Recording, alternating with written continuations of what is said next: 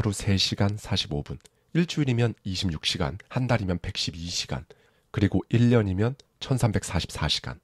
1년에 무려 56일의 시간이 당신도 모르게 버려지고 있다. 여러분은 성공합니다. 여러분이 그걸 원했기 때문이죠. 안녕하세요. 하와이 대저택입니다. 네, 여러분. 모든 사람에게는 똑같이 24시간이 주어집니다. 그런데 놀라운 건요. 그 24시간을 사용하는 방식에 따라서 그 사람 인생이 완전히 달라진다는 거예요. 어떤 사람은 그 시간에 원하는 삶을 조금씩 현실로 만들어가고요. 반면에 어떤 사람은 열심히는 살지만 계속 같은 자리에서 겨우겨우 버티는 삶을 살기도 합니다. 이 두 사람 도대체 무엇이 다른 걸까요? 능력의 차이일까요? 노력의 차이일까요? 그래서 오늘도요. 롭 다이얼의 행동은 불안을 이긴다. 이 책 속에 담겨있는 인사이트를 가져와서요. 저자의 시선에 저의 생각까지 더해서 여러분과 함께 생각해보고 싶은 부분들을 말씀드리도록 하겠습니다. 자동차를 몰고 밤길을 달릴 때면 종종 이런 상황을 마주하게 된다. 사방은 칠흑같이 어둡고 눈앞엔 아무것도 보이지 않는다. 이런 상황에서 믿고 의지할 수 있는 건 헤드라이트가 비추는 고작 100m 남짓의 도로뿐이다. 그 짧은 거리 외에는 앞으로 무슨 일이 벌어질지, 어떤 길이 펼쳐질지 전혀 알 수 없다. 그래서 그 순간 나는 그저 보이는 만큼만 바라보며 침착하게 핸들을 잡고 운전한다. 특히 내가 사는 텍사스 오스틴에서는 차로 2시간 거리에 있는 친구 마이크의 집에 갈 때마다 이런 상황을 자주 마주하게 된다. 대부분 늦은 밤에 출발하다 보니 앞이 보이지 않는 어둠 속에서 오직 헤드라이트에 의존한 채 도로 위를 묵묵히 달리는 것이다. 하지만 나는 멈추지 않는다. 왜냐하면 지금 이 순간 내 앞에 단 100m만 보일지라도 그 100m를 무사히 지나가면 다음 100m가 모습을 드러내고 그렇게 조금씩 그러나 꾸준히 앞으로 나아간다는 사실을 나는 알고 있기 때문이다. 사실 인생도 다르지 않다. 1년 뒤, 10년 뒤 그런 먼 미래는 말할 것도 없고 나는 내일 당장 무슨 일이 벌어질지 알지 못한다. 그렇기 때문에 인생을 완벽하게 예측하고 통제하려는 생각은 애초에 무의미하다. 우리에겐 언제나 단 한 걸음 앞에 산만이 주어질 뿐이다.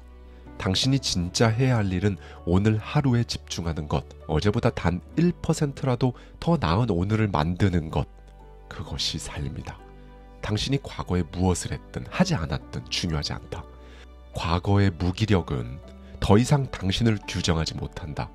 진짜 중요한 건 오직 지금 당신이 어디에 서 있는가, 그리고 어디로 가고자 하는가, 이 두 가지뿐이다. 사실 사람들이 행동을 미루는 이유는 너무 멀리 있는 목적지만 바라보기 때문이다. 거대한 목표 앞에서 몇 걸음을 더 내디뎌야 하는지, 그 길이 얼마나 먼지 상상하는 순간 주저앉고 싶어진다. 물론 장기적인 계획을 세우는 것도 중요하다. 분명한 목표를 설정하는 것도 필요하다. 하지만 기억해야 할 사실이 있다. 첫 번째 발걸음을 떼지 않으면 두 번째 발걸음은 존재하지 않는다. 지금 당신이 해야 할 일은 1년 뒤에 당신을 걱정하는 것이 아니라 당장 그 첫 발을 내딛는 것이다. 그리고 그 다음엔 그 발걸음을 반복하는 것이다. 조금씩, 그리고 꾸준히. 왜냐하면 성공은 대단한 속도로 달리는 것이 아니라 올바른 방향으로 한 걸음씩 걸어가는 것에서 시작되기 때문이다. 성공한 사람들, 그러니까 자신이 원하는 삶을 살아가는 사람들은 결코 무언가 특별한 재능이나 운명을 타고난 게 아니다. 그들은 단지 딱 3가지를 끝까지 놓치지 않았을 뿐이다. 1. 방향. 진짜 원하는 것이 무엇인지 아는 것. 2. 행동. 지금 당장 작게라도 시작하는 용기. 3. 시간. 충분히 반복할 수 있을 만큼의 인내. 이 3가지만 제대로 갖춰지면 속도가 느려도 괜찮다. 조금 돌아가도 괜찮다. 심지어 가끔 멈춰서도 괜찮다. 방향이 흔들리지 않는 한 당신은 결국 목적지에 도착하게 되어 있기 때문이다. 지금 당신 앞엔 2개의 길이 놓여 있다. 하나는 지금 편하고 나중에 힘든 삶, 그리고 다른 하나는 지금 힘들고 나중에 편한 삶. 문제는 대부분의 사람들이 지금의 편안함, 지금의 달콤함을 도저히 이겨내지 못한다는 데 있다. 헬스장에 한번 갔다고 막 복근이 생기지 않는다. 비즈니스도 인간관계도 마찬가지다. 우리는 구글 검색창에 단어 하나만 치면 0.1초 만에 원하는 결과가 나오는 세상에 살고 있기 때문에 그런 즉각적인 반응에 익숙해진 나머지 진짜 원하는 것조차도 즉시 주어지지 않으면 포기하려 한다. 하지만 인생은 그런 식으로 작동하지 않는다. 진짜 원하는 걸 얻기 위해선 즉각적인 보상을 거절할 수 있어야 한다. 주위를 한번 둘러보자. 사람들은 즉각적인 보상을 위해 미루고 회피하고 쉬운 쪽을 선택한다. 훗날 그 대가로 훨씬 더 큰 고통이 돌아온다는 사실을 알면서도 말이다. 그렇다. 당신이 지금 선택한 작은 편안함이 미래의 거대한 불행이 될 수 있다. 혹시 당신은 스스로를 게으른 사람이라고 생각한 적이 있는가? 자꾸 일을 미루는 자신이 뭔가 한심하게 느껴진 적이 있는가? 그건 당신이 진짜 게으른 사람이라 그런 게 아니다. 그저 게으른 방식의 삶을 선택했을 뿐이다. 비슷한 말 같지만 이 두 문장 사이에는 삶을 완전히 뒤바꿀 수 있는 결정적인 차이가 존재한다. 나는 게으르다. 이건 정체성이다. 나는 지금 게으른 행동을 하고 있다. 이건 선택이다. 소파에 멍하니 누워 아무것도 하지 않는 것도 사실은 행동이다. 아무것도 안 한 것이 아니라 빈둥대는 쪽을 선택한 것이다. 물론 그 선택도 당신의 자유다. 하지만 거기엔 반드시 대가가 따른다. 지금 편한 삶을 택한 대신 나중에 더 고통스러운 삶을 예약한 것이나 마찬가지다. 나는 무일푼으로도 살아봤고 정말 미친 듯이 일해본 적도 있다. 24살 첫 번째 사업에 실패했을 때 자동차 할부금이 5개월이나 밀려 있었기 때문에 은행에 가서 이렇게 말했다. 제발 차는 가져가지 말아주세요. 무너진 자존심, 바닥난 통장 잔고, 한 번만 더 실패하면 정말 끝이라는 절박감. 그때 나는 이렇게 생각했다. 아니, 인생이 어차피 힘든 거라면 어떤 고통을 선택할지는 내가 결정할 수 있는 것 아닌가? 열심히 일하는 고통이 무기력과 파산의 고통보다는 훨씬 낫다고 생각했다. 그래서 나는 지연된 만족을 선택하기로 했다. 무엇보다 당신이 하는 모든 선택은 당신의 문제가 아니다.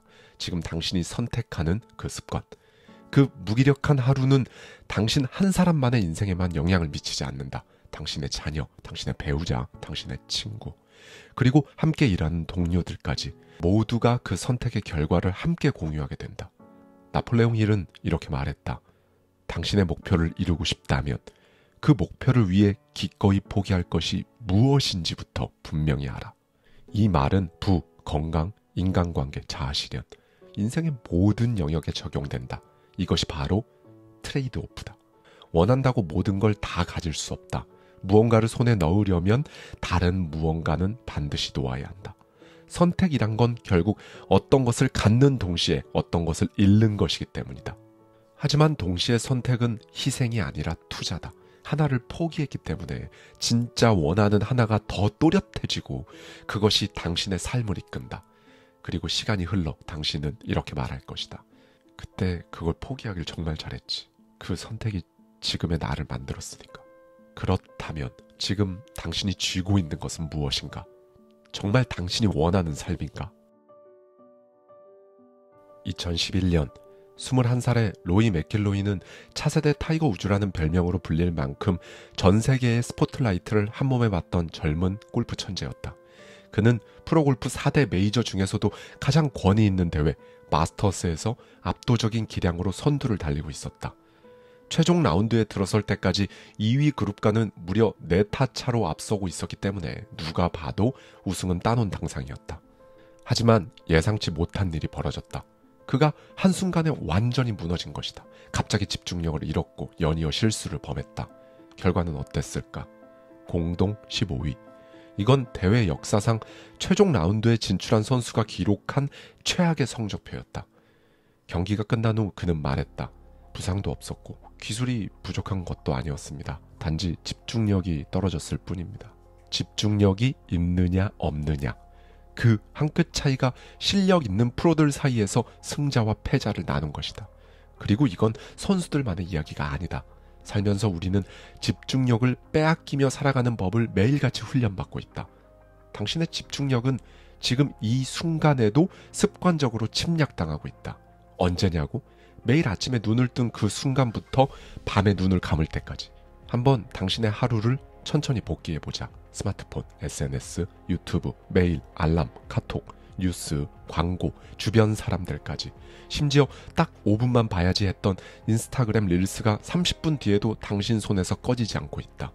이런 하루하루가 반복되면 어떻게 될까? 당신은 점점 지루함을 견디지 못하게 된다. 아무것도 하지 않으면 마치 큰일이라도 나는 것처럼 불안해지고 가만히 앉아있는 시간이 고문처럼 느껴지기 시작한다. 지금 이 시대를 살고 있는 사람들은 아무것도 하지 않는 시간을 고요가 아니라 공포로 받아들이기 때문이다. 그렇다면 정말 아무것도 하지 않으면 큰일이 나는 걸까? 전혀 그렇지 않다. 오히려 인간의 뇌는 정지 시간에 새로운 아이디어를 생산하고 가장 창의적인 해결책을 떠올린다.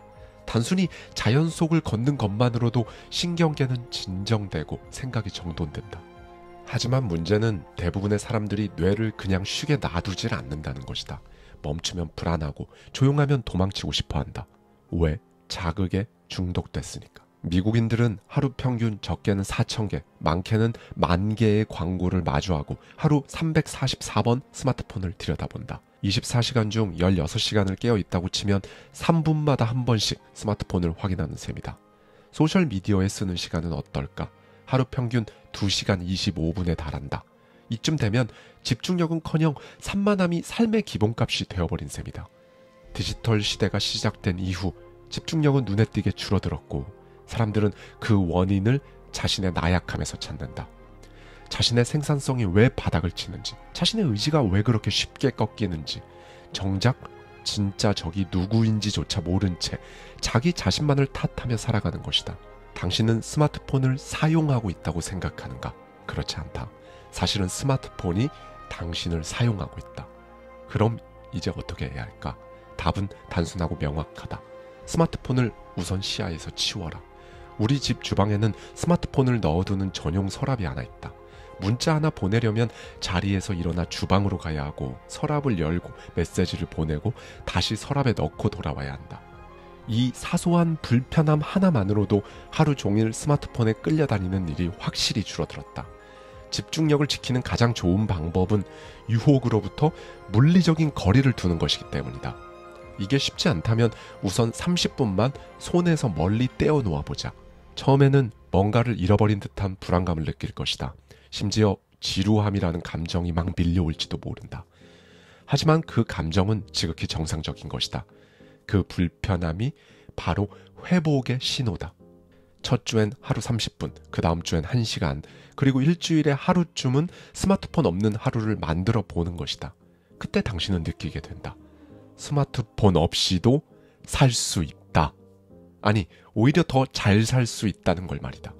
그래서 나는 스크린 타임이라는 어플을 적극 활용한다. 이 앱은 내가 하루에 스마트폰을 얼마나 사용했는지 정확한 통계로 알려준다. 화면을 켤 때마다 오늘 내가 낭비한 시간이 정직하게 눈앞에 펼쳐지고 그 숫자가 곧 내 집중력의 성적표다. 그렇다면 당신이 가장 자주 사용하는 앱 5개는 무엇인가? 그 앱들이 당신의 삶을 더 나아지게 만드는가? 아니면 방해하고 있는가? 만약 당신의 시간을 갉아먹는 앱이 있다면 과감하게 한 달 동안 삭제해보자. 그리고 정확히 30일 뒤 다시 설치할지 말지 당신의 삶이 더 나아졌는지를 기준으로 결정해보는 것이다. 그래야 당신의 진짜 시간을 되찾을 수 있다. 다짐만으로는 바뀌지 않는다. 줄여야지 생각만 하고 또다시 SNS를 켜는 순간 당신은 다시 알고리즘의 노예로 살아가게 된다. 물론 이건 단순한 시간 낭비 문제가 아니다. 삶 전체의 질을 바꾸느냐 아니냐, 이 문제에 좀 더 가깝다. 집중력이 무너진 자리에 무기력함이 들어서고 산만함이 쌓인 자리에는 나는 왜 아무것도 못하지? 라는 자기 혐오가 조심스럽게 스며든다. 그리고 그렇게 망가진 하루하루가 일주일을 망치고 한 달을 날려버리고 결국 당신의 미래를 삼켜버린다. 그렇다. 시간을 갉아먹는 건 스마트폰이 아니다. 그걸 방치한 당신의 무관심이다. 스마트폰을 사용하는 하루 3시간 45분, 일주일이면 26시간, 한 달이면 112시간, 그리고 1년이면 1344시간. 1년에 무려 56일의 시간이 당신도 모르게 버려지고 있다. 이건 삶의 방향성 자체가 흔들리는 구조적인 침식이다.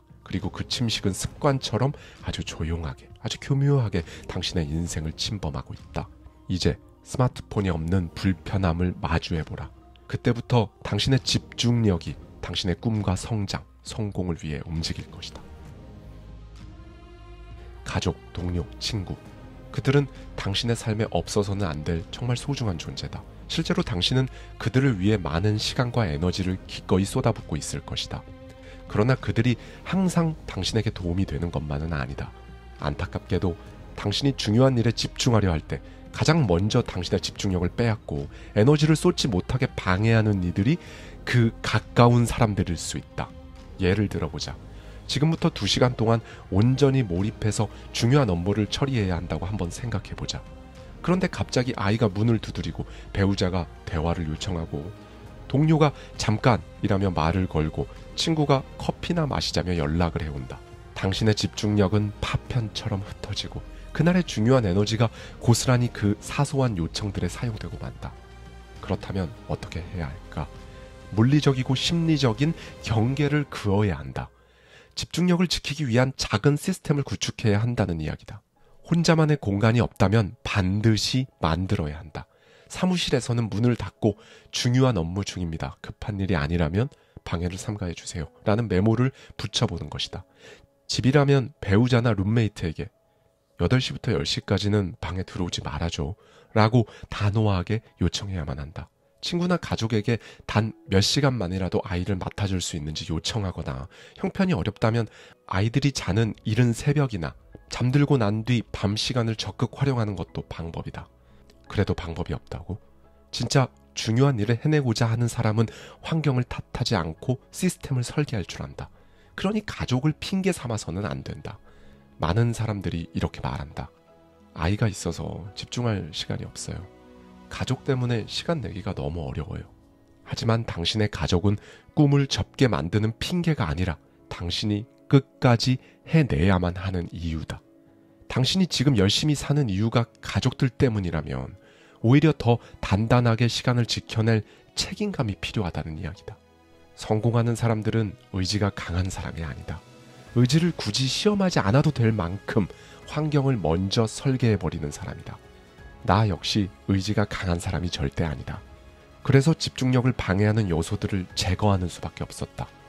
미국 50대 부자에까지 올랐던 윌리엄 클레멘스 스톤은 이렇게 말했다.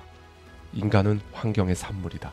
그러므로 당신을 가장 훌륭하게 발전시켜줄 그 환경을 스스로 선택해야 한다. 스스로에게 2가지 질문을 던져보자.